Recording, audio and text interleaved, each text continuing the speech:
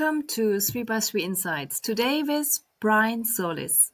Brian is a leading digital anthropologist, futurist, and author. In his latest book, Mindshift, he explores how to embrace change and unlock growth in a world of disruption. Brian, thank you so much for taking the time to speak with us today. Oh, it is my pleasure, my privilege, actually. We'd love to explore three connected dimensions that are critical for leaders and organizations today. It's a human-centric transformation, leadership in the age of AI, and of course, the pursuit of meaningful innovation. The timing of a mind shift, not even just a book, but as an act of opening and shifting your mind, couldn't be more important now. In the era of artificial intelligence, we have unlocked a technology so powerful that we haven't yet, as leaders, fully embraced its potential.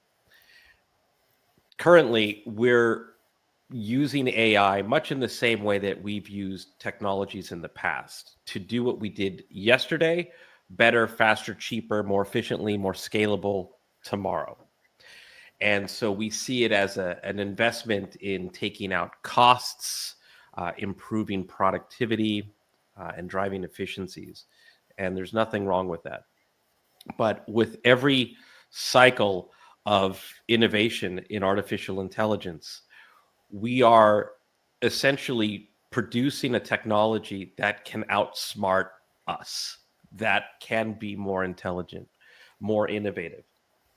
And as a result, we have to ask questions as leaders as to what should I know that I don't know today?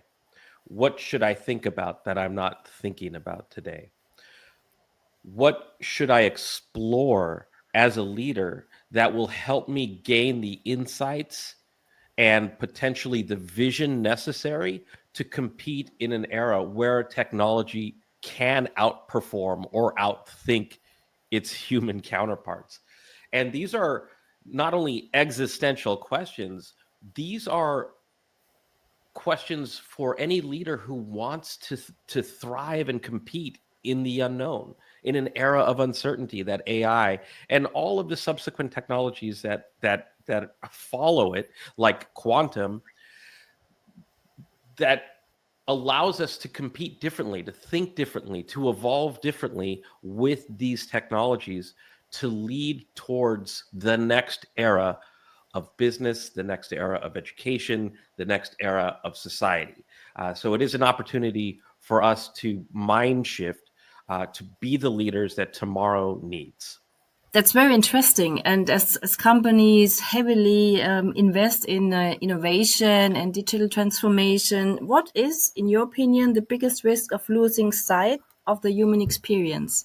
I've been a long time practicing digital anthropologist, always trying to understand technology's impact on people and society. And in my previous book, which was called Life Scale, I studied the relationship, for example, with our mobile devices, with social media, and how those technologies were designed to make us more addicted to them, to spend more time on those screens. And that has come with incredible wellness and health and psychological impacts that we are just now starting to understand. If we want to understand, it's not good. It's basically like the new cigarettes for this generation.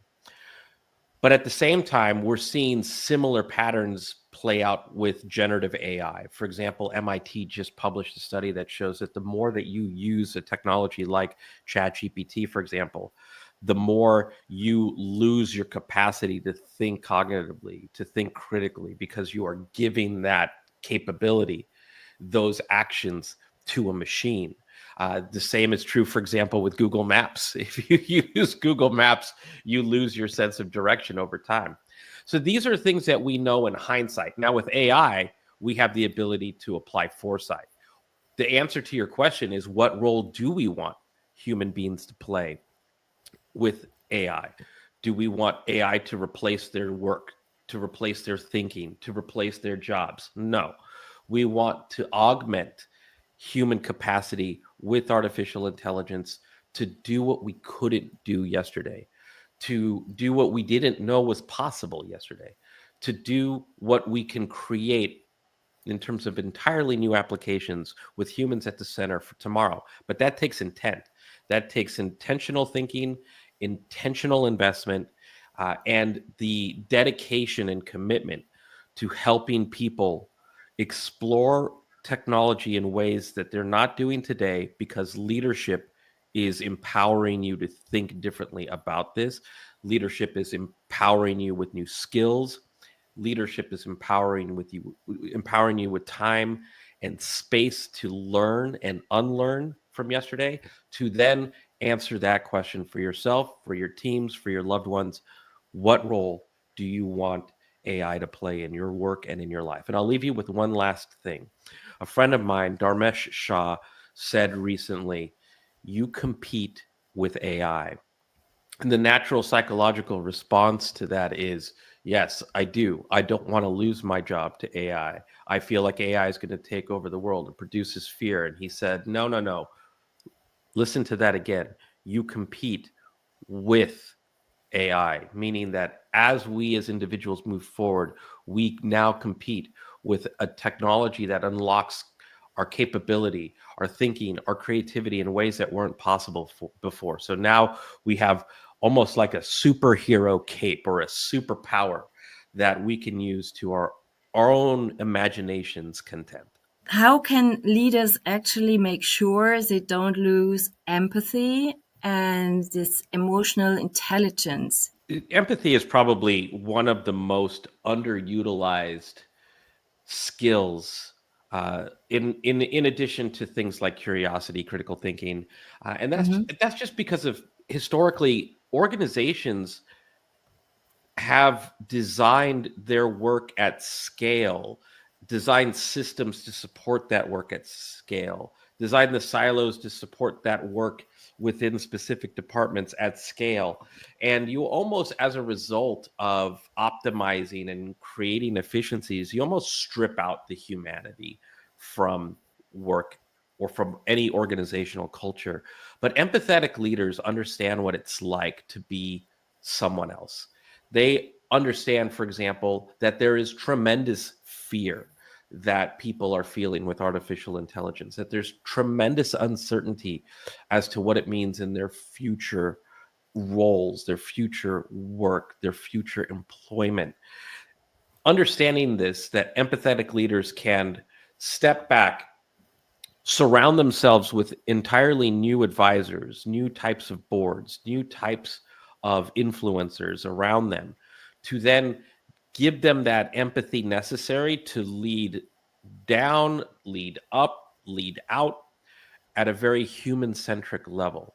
So, for example, if I understand that my teams are feeling this, what can I do to make investments in helping them upskill, reskill, learn, unlearn?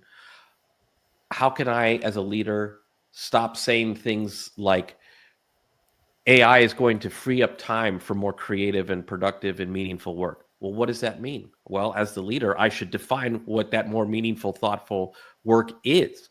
I should be working with teams to define what are the roles we need. What are the roles that we do not have? Where is AI taking our organization? Rather than just trying to use it to adapt to what we did yesterday, where could we go with this? And then start talking to the experts who can advise on the roles that we need to get there, the skills that we need to get there. Because once you have that vision and those insights, that empathetic leadership is going to put people to work in ways that are more productive and more meaningful than ever.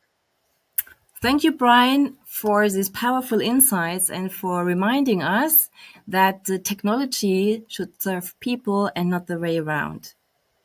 Indeed. And I'm open for any conversation you want to have that puts people at the center of this technology so that we can all innovate together and reshape the future in a way that's most beneficial to us.